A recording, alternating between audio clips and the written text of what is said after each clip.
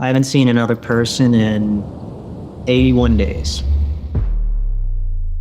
These are the first words on a series of strange tapes recovered by a team of researchers. A few weeks ago, while searching YouTube for odd videos, I came across the footage on a mysterious repository known as the Glennon Archives. The archivist, the one uploading these tapes, has spent the last 4 years trying to track down a subject trapped in an analog horror reality, all while claiming this footage is nothing but a work of fiction. Even his title will tell you that this never happened. Initially, I didn't think too much of those tapes, assuming it was just another analog horror series we're all familiar with, like The Backrooms or Marble Hornets. Those series are brilliant, but at the end of the day, they're just works of fiction. But over the last few days, something kept luring me back to those videos. And just for a moment, curiosity got the best of me, and I decided to take a look at it. But what I found after looking into it left me with the inescapable conclusion that what happened here was no fiction. These tapes follow a man the archivist has labeled as the survivor, as he navigates a world completely devoid of human life, a world with the mirror of other people gone, or so he claims. The first tape, entitled "The World is Finally Empty," starts with a message from our survivor. I haven't seen another person in 81 days. In his travels, he stumbles across a mysterious map, almost too broken to be of use. Whether it's in hopes of finding somebody, or just finding answers, remains to be seen. But he follows the map anyway, directing him to 3 separate locations: an abandoned mall, Concourse B, and the taxidermy house. The first location he chooses is the abandoned mall. Without the bustling crowds this place is used to, the design of it starts to feel inhuman. After wandering aimlessly for a couple of hours, this place ultimately winds up being useless. Except, for us, it isn't. Just before we move on to the next location, we start to learn our narrator has a habit of lying. He isn't really alone. In this world, there are 2 separate entities that we know of, which are present and pose a potential threat: Mr. Whiteout and the Nesters. Mr. Whiteout is a creature our protagonist has encountered before, one that follows him around and appears to be passive, at least for now. Nesters, on the other hand, aren't. Like their name suggests, these creatures tend to cluster together and infest an area once they find it. Unlike Mr. Whiteout, they tend to attack seemingly at random, but are otherwise passive in nature. Nesters can largely be avoided due to our survivor's radio, which warns him of incoming danger. As these are the only entities present in this world, we can likely assume the Nesters are the source of this so-called danger. I changed course. The same can't be said for Mr. Whiteout, since the mall was suspiciously absent of Nesters, while he has been following us the entire time. It's at this point our subject decides it's time to get going, because he doesn't trust Mr. Whiteout. Is it just paranoia? Maybe. But if we want any answers, we too are going to have to move on. The only thing we know for now is this: both of these creatures appear human, but neither one should be trusted. His next stop was Concourse B, an underground plaza where our protagonist spends the majority of his time, again, finding nothing. We learn this is mainly because if he strays too far from the exit, he's worried of getting lost.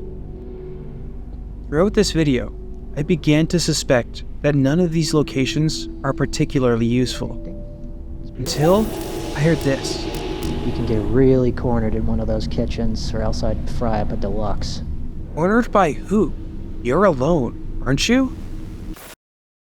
So far, 2 of our locations have been dead ends, so whatever answers lie in this footage, it has to be there in the next place, right? This location is a little different from the previous two, as it's a bit more of a journey to get there. On the way, his radio redirects him to stop at Gooptil's Ice Cream for a snack. While he's there, he runs into some nesters, which he deliberately ignores and keeps walking for a few more hours. Now that it's too dark to see, he decides to sleep in a playground slide to avoid detection, arriving at the taxidermy house the following day.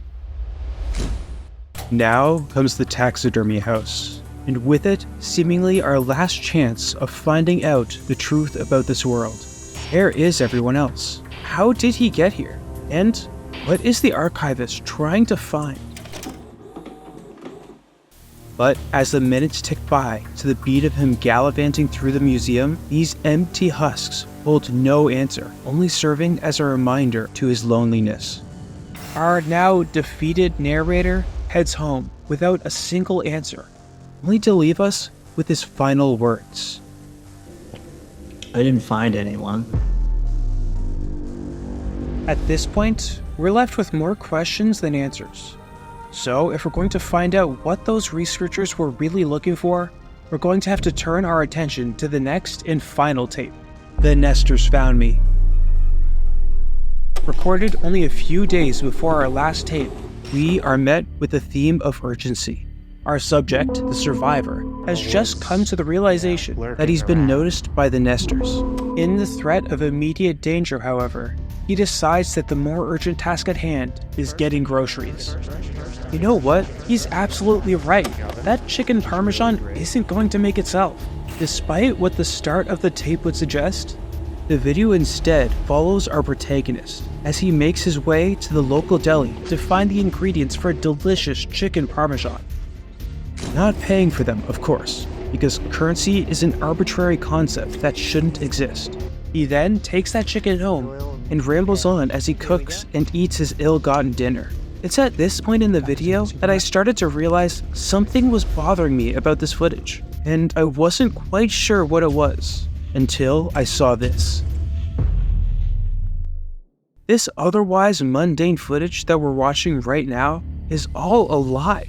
The entire time we've been watching, he knows what we're about to see isn't possible. He sits there, mocking us with that grin on his face, without a care in the world, knowing exactly what he's doing. Our subject is claiming that he's going to make a delicious chicken parmesan at home over 70 days after day 0. And somehow, he's able to find fresh meat sitting out on the counter of a deli? I'm no chef, but that meat should have lasted 3, maybe 5 days tops, not 81 days. This just isn't possible, and it's not the first mistake they've made either. I started to comb through the other videos, looking for signs that maybe I was going crazy, that maybe somehow I was missing something, and then I saw it. It's been here the entire time. Don't hurt me. Back at the mall, while our narrator is walking through the observatory deck, we see it only for a brief moment. Contrary to what the series will have you believe, the world isn't really abandoned. If we zoom into the bottom floor, we notice a completely oblivious photobomber has been unknowingly abducted into this abandoned world. If it were really intentional, you would have thought either our survivor or the archivist would have mentioned them, but they don't. Later in the video, while he's making his way through the museum, our character is about to have another unexpected encounter. For a brief moment, we can see somebody running out of camera shot for just a few short frames, almost like they completely forgot that the camera was recording. Now I know what you might be thinking. Perhaps these were the entities he was talking about earlier, a Nestor or Mr. Whiteout, but that's just not possible. If that really was a Nestor, why would they run away from him? From what we know about nesters, they are a territorial species, either engaging in nesting activity or chasing directly after him. Nothing we know about these creatures would indicate such behavior, so it clearly can't be a Nestor. Mr. Whiteout doesn't do much of anything, so it couldn't be him either. Was it simply an editing mistake? Well, obviously not. The footage, while convincing, is clearly just computer generated. The weird rooms that make no sense, shading that seems off, constant film grain over the entire video. The creator is well aware of this, so they try to make it as hard as possible to notice the imperfections, always putting down the camera to make it easier to rotoscope the subject into the scene, or never showing his arms while walking. Now, why go through all that effort and leave in those flaws? All these little errors on their own may not be that noticeable, but they have a subconscious effect on the audience into making them believe that these scenes could have been filmed in real life, which is why it's all the more strange that every place you've seen throughout this video is real. You know how I earlier said that the taxidermy house was a bit of a walk? All of the locations that you see are real locations that exist in the real world, even down to the brands and businesses that exist inside of them. Concourse B is modeled after a real building, specifically the underground concourse of the Empire State Plaza in Albany, home to Herbie's Burgers and Uncommon Grounds Coffee and Bagels. That taxidermy house was also located inside Concourse B. So how could he possibly have walked for hours to get there from the concourse if he was already there? The rest of the locations aren't that far either. That mall with the strange observation deck is real. It's in the Amsterdam Riverfront Center in Amsterdam, New York. The parking lot exists. Those buildings? You can go there. Even the weirdly named Gooptil's Ice Cream is just up the road in Cohoes, New York. All this begs the same question. Why? Analog horror series usually like to keep it purposefully vague about the locations they show or mention, as it allows the audience to suspend their disbelief into thinking that they might be real. Think of the backrooms. In there, we are only vaguely informed that it might take place somewhere in California. Maybe. Here, however, every location is easy to ascertain, as they specifically show enough information to make it blatantly obvious where these scenes are meant to take place. Clearly, something has to have happened here. Because why would they go through all the effort of painfully recreating in excruciating detail all these real locations when they already exist? Ever since the 1920s, the government has been accused of using propaganda to control the will of the public. This is largely untrue, because they told me to tell you that. Controlling the masses is borderline impossible. Instead, the government finds it more effective to target a few specific individuals to control them subconsciously. Throughout the series, the theme of subliminal messaging is present through the actions of our subject. In his pursuit to accomplish his mission, we see that whatever action or crime he commits is justified if deemed necessary by the map and the radio. He steals, trespasses, and commits countless other crimes without even questioning his orders. The distrust he has gained for the Nesters fuels him to avoid them by any means necessary, to not delay the mission, and Mr. Whiteout is always lurking so far behind to keep him moving forward. Chicken Parmesan is a message towards the two groups most susceptible to subliminal messaging: people with unregistered firearms and those who suffer from schizophrenia.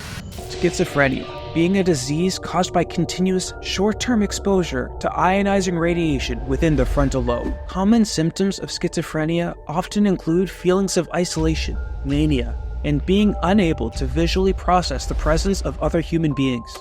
That's the real reason why it's so difficult to treat schizophrenic patients, because they physically cannot see the doctor who's trying to treat them. Instead, doctors have to rely on subliminal messaging through movies, music, and YouTube videos to lure you to the doctor's office to receive treatment. Not a big fan of the government. The government takes advantage of these individuals in order to control them into doing their bidding. In the process of completing the mission, the simulation is demonstrating that any actions or crimes committed according to the will of the government are righteous and just. Nesters symbolize the friends and family of the agents. We see this displayed through their behavior and how that behavior is viewed. Typically, those around people with schizophrenia will try to avoid engaging in activities with the individual unless they see them putting themselves in a dangerous situation. We are routinely reminded again and again that they should never be trusted. Instead, you are to avoid contact with them by any means necessary. And Mr. Whiteout is the government agent who is lurking nearby, ensuring they stick to the mission.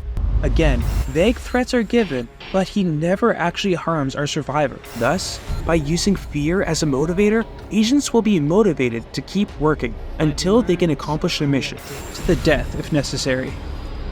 As of recording this video, more tapes are already on their way. In fact, another one is already here. I don't want to get better, only confirms many of my suspicions. Our subject is aware of his condition and the mission. His schizophrenia has been labeled by others as a problem that needs to be cured, but he just doesn't care. What is behaving, anyway? Now, without the fear of holding himself to the mold of his family's expectations, he has an opportunity to finally be happy and be who he really is. Others will try to control you, to stop you, by contorting you into their expectations of what normal is, until they give up on you. The video ends with a shockingly disturbing message. Give up your expectations and allow yourself to feel the joy of being a tool for the government. Instead, the government will always care for you. The government gives the mission. The mission is everything. The mission is you. I mean, this is me. Time will only tell what their true plan is, and I fear we might already be too late. But remember this, it all started with that chicken parmesan. Chicken parmesan. Chicken parmesan is the code word to activate all the sleeper agents who are out there watching this video right now. Bon appetit.